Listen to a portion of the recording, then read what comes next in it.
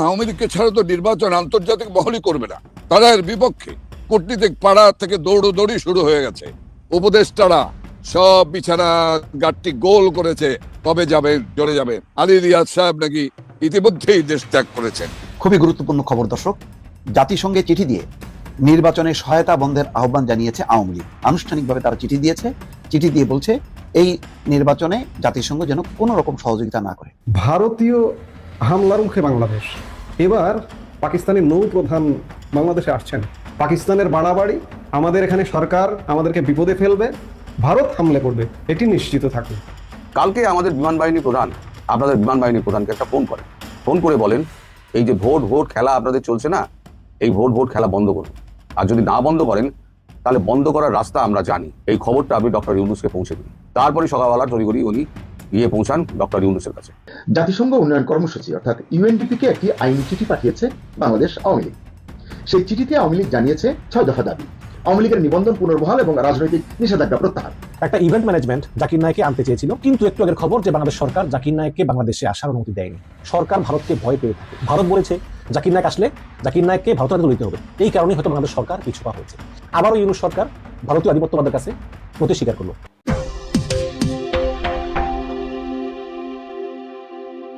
সম্মানিত দর্শক, আমাদের দেশের কি একটা অবস্থা হয়ে গেছে। আপনি কি প্রতিদিন দেশের খবর জানতে চান? তাহলে চ্যানেলটাকে অবশ্যই সাবস্ক্রাইব করবেন আর নিজেদের মন্তব্য ভিডিওর পিন কমেন্টে বলে আসতে পারেন। আর ভিডিওটা যদি ভালো লাগে তাহলে অবশ্যই ভিডিওটাতে একটা লাইক দিবেন। আর বেশি কথা না বাড়িয়ে আজকের যে মূল টপিকটা সেটা আমরা চলে যাই। তো চলুন স্ক্রিনের উপর ভিডিওটা দেখে নিই। 23শে নভেম্বর গণভোটের একটা প্রস্তুতি নিয়েছিলেন ইউনূস। সেই মতো একটা আপনার প্রেস নোট তৈরি করা হয়েছিল। ইউনূসের ইচ্ছা ছিল তিনি এই ঘোষণাটি করবেন। এ পর্যন্ত সব ঠিক ছিল। কালকে আমাদের বিমান বাহিনী প্রধান আপনাদের বিমান বাহিনী প্রধানকে একটা ফোন করে বলেন, এই যে ভোট খেলা আপনাদের চলছে না, এই ভোট খেলা বন্ধ করুন। জনগণের নামে ভোট নাম করে, পিপলস ডেমোক্রেসির নাম করে আপনারা যে নাটকবাজি করছেন, এই নাটকবাজিটা বন্ধ করুন। আর যদি না বন্ধ করেন তাহলে বন্ধ করার রাস্তা আমরা জানি। এই খবরটা আপনি ডক্টর ইউনূসকে পৌঁছে দিন। তারপরে সকালবেলা তড়িঘড়ি উনি গিয়ে পৌঁছান ডক্টর ইউনূসের কাছে। ইউনূসকে গিয়ে বলেন যে এই অবস্থা, ভারত থেকে এই খবর দিয়েছে। ইউনূস প্রথমে মানতে চাননি, তারপরে তিনি বোঝান যে আমরা যদি না মানি এর পরিণতি কিন্তু খুব খারাপ হবে। আমাদের এই অবস্থা, আমরা ভারতীয় সৈন্যের সঙ্গে কতটুকু যুঝতে পারবো সেটা অন্তত আমরা বুঝি। আপনি না বোঝেন, আমরা বুঝি। তারপর ডক্টর ইউনূস তার মন খারাপ হয়ে যায়। তিনি তখন স্থির করেন, না, আমি নিজে আর এই প্রেস নোট আমি আর নিজে আর পড়বো না। যখন গণভোটের কথাই আমি বলতে পারছি না, তারপরে এটা আসিফ নজরুলকে দায়িত্ব দেওয়া হোক। ওই আসিফ নজরুল যখন পড়া শেষ হয়ে গেছে তখন বলা হয়েছিল 7 দিনের মধ্যে এটা মানে সমস্ত দলগুলো নিজেদের মধ্যে আলাপ আলোচনা করে তাদের মতামত জানা, নইলে সরকারের মতো ব্যবস্থা নেবে। আসলে এটা ঠিক করা হয়েছিল খবরটা পাওয়ার আগে, যখন প্রেস নোটটা লেখা হয়েছিল। তারপরে বলা হতো, ইউনূস বলতো, আমি ঘোষণা করছি 23 তারিখ গণভোট নেওয়া হবে, যেটা জামাতের খুব ইচ্ছা। গণভোট অনেকে লিখেছেন, গণভোট না হলে পরে বিএনপির তো অবস্থা, বিএনপি তো একেবারে নাচানাচি করবে। মশাই, কোনো ভোটই হবে না বাংলাদেশে, এখন কোনো ভোট হবে না। এটা হলো গিয়ে প্রথম খবর। তারপরে ইউনূস এখন জ্বর টর সমস্ত বাড়াবাড়ি সমস্ত হয়ে যায়, পেট খারাপ হতো সঙ্গে সঙ্গে হয়ে গেছে। এখন দেখবেন আপনার যদি মাথার মধ্যে চিন্তা হয় না, দেখবেন তার প্রভাবটা পেটের ওপর পড়ে, তখন বারবার বাথরুমে দৌড়াতে হয়। ইউনূসের হয়ে গেছে সেই অবস্থা। তারপর একের পর এক সঙ্গী হারা হচ্ছে, সেই চিন্তা তো মাথার মধ্যে রয়েছেই। দ্বিতীয় খবর হলো, তারপরে আসুন আজকে সকালবেলা ট্রেসি অ্যান্ড জ্যাকবসন, আপনাদের যিনি ঢাকায় এখন মার্কিন এখন রাষ্ট্রদূত হিসেবে কাজ করছেন, ডেপুটি, তিনি এক গোছা ফুলের তোড়া, 8:30টার সময়, মানে এত ফুলের তোড়া যে ট্রেসির মুখ দেখা যাচ্ছে না, গিয়ে ইউনূসকে দেন। এখন এটা কিসের ইঙ্গিত বোঝা যাচ্ছে না। আমেরিকা কোনো ইঙ্গিত পাঠালো নাকি তাকে বিদায়ের শুভেচ্ছা জানালো সেটা বোঝা যাচ্ছে না। এবং এই খবর যে মানে কোনটা মানে আসল মানে মানে কি বলেছে না বলেছে সে খবর কিন্তু আমার কাছে এখন এসে পৌঁছায়নি। কারণ এটা 1-to-1 কথা হয়েছে, সেখানে আর কেউ ছিল না, ওই প্রেস সচিব শফিকুরও ছিল না, একা ট্রেসি অ্যান্ড জ্যাকবসন এবং ইউনূসের মধ্যে কথা হয়েছে। ফলে এই কথার মানে বাইরে বেরোনোর আশা কিন্তু খুব কম। এটা হচ্ছে চিকেন নেক, নিশ্চয়ই দেখতে পাচ্ছেন চিকেন নেক, লম্বা দাড়িটা। এবার চিকেন নেকের পরে এই দেখুন ক্লোজ আপ করা, এখানে একটা বুড়ো আঙুলের মতো বেরিয়ে রয়েছে আর একটা কুড়ে আঙুলের মতো বেরিয়ে রয়েছে। এই যে লাল চিহ্নগুলো দেওয়া আছে এই অংশটুকু ভারতীয় সৈন্য পদাতিক বাহিনী দখল করে নিয়েছে। এবং ওখানে যে আপনাদের বিজিবি আছে, বিজিবিকে পরিষ্কার বলে দেওয়া হয়েছে যে তোমরা এর পেছনে চলে যাও। এই যে এরিয়াটা দেখছেন টোটাল, এইখান থেকে এই অবধি এই টোটাল এরিয়াটা, এইখানে এইখানে এই টোটাল এরিয়াটা, এটা হচ্ছে 52 কিলোমিটার। এই 52 কিলোমিটার এখন ভারতের কবজায়। এই ভিডিওটার কোনো অংশ যদি অসত্য হয় বা মিথ্যা হয় তাহলে পরে আমাকে শুধু গুজববাজ নয় ডবল গুজববাজ বলবেন। ধীরে ধীরে প্রকাশ পাবে। আপনারা 52 কিলোমিটার হারিয়েছেন, চিকেন নেক নোয়ার কথা ভেবে ছেড়ে দিন, আপনাদের অংশের 52 কিলোমিটার আপনারা হারিয়েছেন। এবার ধীরে ধীরে ধীরে ধীরে পদাতিক বাহিনী বুটস অন গ্রাউন্ড করছে, ধীরে ধীরে খুব ধীরে ধীরে এলাকা ঘিরছে, কোনো রক্তক্ষয় না করে। আপনাদের যদি বিজিবিতে কোনো রকম যোগাযোগ থাকে তাদেরকে ফোন করে জিজ্ঞেস করবেন, খবরের সত্যতা পেয়ে যাবেন। খুবই গুরুত্বপূর্ণ খবর দর্শক, জাতিসংঘে চিঠি দিয়ে নির্বাচনে সহায়তা বন্ধের আহ্বান জানিয়েছে আওয়ামী লীগ। আনুষ্ঠানিকভাবে তারা চিঠি দিয়েছে, চিঠি দিয়ে বলছে যে এই নির্বাচন অংশগ্রহণমূলক না, এই নির্বাচন একতরফা, সুতরাং এই নির্বাচনে জাতিসংঘ যেন কোনো রকম সহযোগিতা না করে। আওয়ামী লীগ এখন ক্ষমতাচ্যুত হয়ে তার পতন চূড়ান্ত হওয়ার পর এখন তারা বলছে যে বাংলাদেশে অন্তর্ভুক্তিমূলক এবং বিশ্বাসযোগ্য এমন মানে বিশ্বাসযোগ্য নয়, অন্তর্ভুক্তিমূলক এবং বিশ্বাসযোগ্য নয় এমন নির্বাচনের সহযোগিতা থেকে জাতিসংঘ যেন সরে আসে। 24-এর গণঅভ্যুত্থানে ক্ষমতাচ্যুত আওয়ামী লীগ কার্যক্রমে নিষেধাজ্ঞা থাকায় যাদের ত্রয়োদশ সংসদ নির্বাচনে অংশ নেওয়ার সুযোগ নেই তারা এই আহ্বান জানাচ্ছে। শনিবার ঢাকায় জাতিসংঘ উন্নয়ন কর্মসূচির প্রতিনিধি স্টেফান লিলার বরাবরে চিঠি পাঠানো চিঠিতে এই আহ্বান জানানো হয়।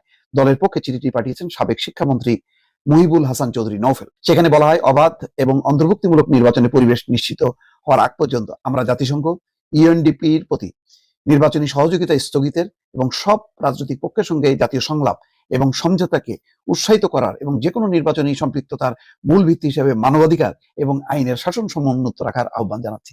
এই যে যেই শব্দগুলো ইউজ করছে, যে আহ্বানটা, সেই আহ্বানটা দেখেন এক সময় বিএনপি জানিয়েছে, জামাত জানিয়েছে, সকল রাজনৈতিক দল জানিয়েছে, এখন যারা ক্রিয়াশীল আছে কিন্তু সেগুলিকে কর্ণপাত করেনি। এখন তাদেরকে ঠিক ওই কথাগুলো বলতে হচ্ছে। এই জন্যই বলছি যে ভাগ্যের একটা নির্মম পরিহাস আজকে আওয়ামী লীগের জন্য।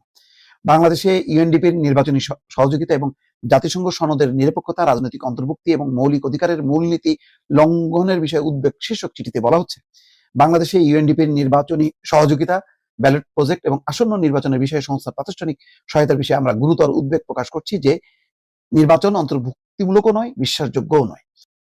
এই ধরনের সম্পৃক্ততা আন্তর্জাতিক আইন, জাতিসংঘের মূলনীতি, অবাধ, নিরপেক্ষ এবং অংশগ্রহণমূলক নির্বাচন প্রসারের ক্ষেত্রে ইউএনডিপির ম্যান্ডেট লঙ্ঘনের ঝুঁকি তৈরি করে। হাইরে, তাহলে কি করতে হবে?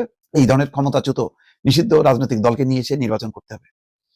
অন্তর্ভুক্তিমূলক ও বিশ্বাসযোগ্য নির্বাচনের পরিবেশ দাবি নিয়ে জাতিসংঘের উদ্বেগ জানানো আওয়ামী লীগের বিরুদ্ধে 3টি বিতর্কিত নির্বাচনের মাধ্যমে টানা 1.5 দশক ক্ষমতায় থাকার অভিযোগ রয়েছে।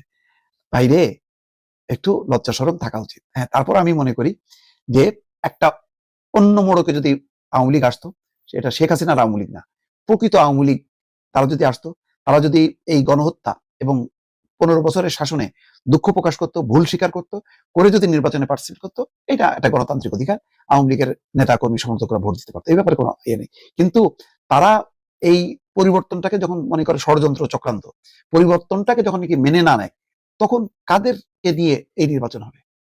যারা এই পরিবর্তনকেই মানে না।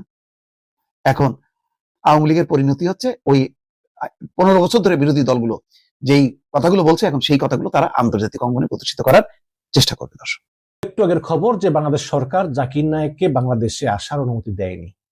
এটা খুবই দুঃখজনক দর্শক। আপনারা জানেন যে গত সপ্তাহে ভারতীয় পররাষ্ট্র মন্ত্রণালয়ের সাপ্তাহিক ব্রিফিং এ ভারতের পররাষ্ট্র মুখপাত্র রণধীর জয়সওয়াল তিনি বলেছেন যে জাকির নায়েক ভারতে ওয়ান্টেড, সুতরাং জাকির নায়েক যে দেশেই থাকে সে দেশের উচিত জাকির নায়েককে ভারতের হাতে তুলে দেওয়া। তো এরপরই আপনার বিপুল একটা বিতর্ক শুরু হয় এবং আমি একটা ভিডিও বানিয়েছিলাম সেখানে আমি গৌতম নাহারির ইন্টারভিউ নিয়েছি, ভারতের প্রখ্যাত সাংবাদিক। তো এরপরে একটা মানে কানাঘুষা হলো যে আসলেই কি এই জাকির নায়েক বাংলাদেশে রিস্ক নিয়ে আসবেন কিনা, যে ইউনূস সরকার যদি তাকে ভারতের হাতে তুলে দেয়।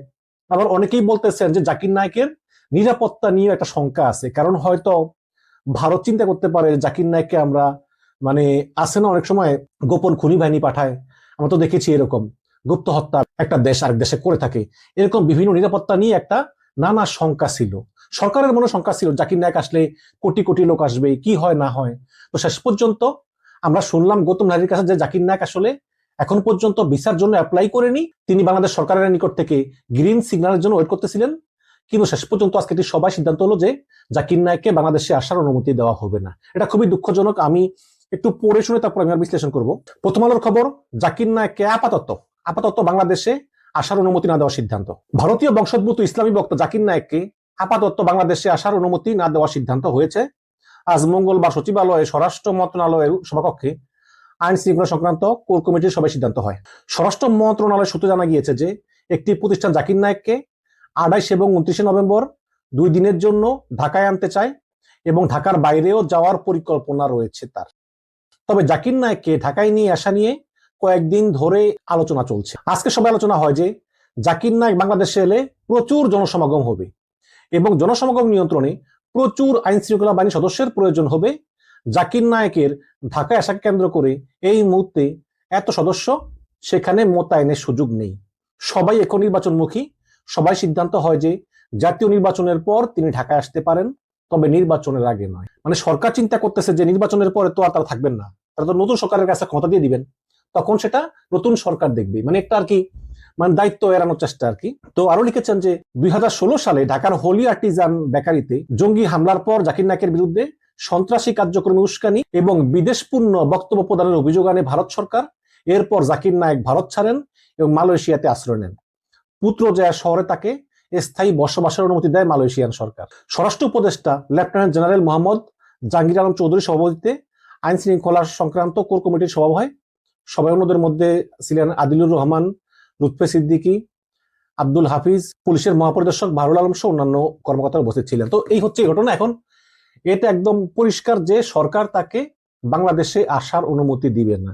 এক্ষেত্রে সরকার যে যুক্তি দেখাচ্ছে যে বিপুল জনসমাগম হবে, কোনো সন্দেহ নাই, লাখ লাখ মানুষ হবে, কোনো সন্দেহ নাই, এবং সেখানে আইন শৃঙ্খলা বাহিনী নিরাপত্তা রক্ষায় হিমশিম খাবে, এগুলো সবকিছুর সঙ্গে আমি একমত। কিন্তু আমি মনে করি যে সরকারের এই রিস্কটা নেওয়া উচিত ছিল। কারণ আমরা ভারতীয় আধিপত্যবাদ কেন মেনে নিব? ভারত যদি তাদের দেশে বাংলাদেশের যত পলাতক আওয়ামী লীগ নেতারা আছে, শেখ হাসিনা সহ হাজার হাজার, এদেরকে আশ্রয় দিতে পারে, আধার কার্ড দিতে পারে, যেই ভারতে বাংলাদেশের একজন মানুষ অবৈধ থাকলে তারা জোর করে সীমান্ত দিয়ে ঠেলে পাঠিয়ে দেয়, এমনকি তাদের দেশের অনেককেও পাঠিয়ে দেয় ভুলক্রমে। সেই ভারত আওয়ামী লীগের হাজার হাজার লোককে আশ্রয় দিয়েছে, আধার কার্ড দিয়েছে, সেবা যত্ন করতেছে, যারা বাংলাদেশে গণহত্যার সঙ্গে জড়িত। এমনকি বাংলাদেশ সরকারও বলেছে যে হাসিনাকে ফেরত দাও, ভারত বলতেছে না দেব না। কাজে সেই ভারত জাকির নায়েককে চায় কি না চায় এটা তো আমার দেখার বিষয় না। আমি মানলাম যে হ্যাঁ, জাকির নায়েক বাংলাদেশে আসলে অনেক জনসমাগম হবে, আইন শৃঙ্খলা বাহিনী লাগবে, বাট নির্বাচনের তো আরো 2 মাস বাকি আছে, তাই না? সরকারের কি উচিত ছিল না চ্যালেঞ্জটা নেওয়া? ছিল তো, কিন্তু সরকার সেই চ্যালেঞ্জ নেয়নি।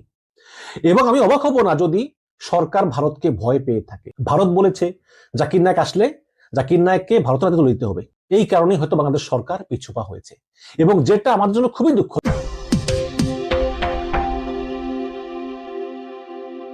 সম্মানিত দর্শক, আমাদের দেশের কি একটা অবস্থা হয়ে গেছে। আপনি কি প্রতিদিন দেশের খবর জানতে চান? তাহলে চ্যানেলটাকে অবশ্যই সাবস্ক্রাইব করবেন আর নিজেদের মন্তব্য ভিডিওর পিন কমেন্টে বলে আসতে পারেন। আর ভিডিওটা যদি ভালো লাগে তাহলে অবশ্যই ভিডিওটাতে একটা লাইক দিবেন। আর বেশি কথা না বাড়িয়ে আজকের যে মূল টপিকটা সেটা আমরা চলে যাই। তো চলুন স্ক্রিনের উপর ভিডিওটা দেখে নিই।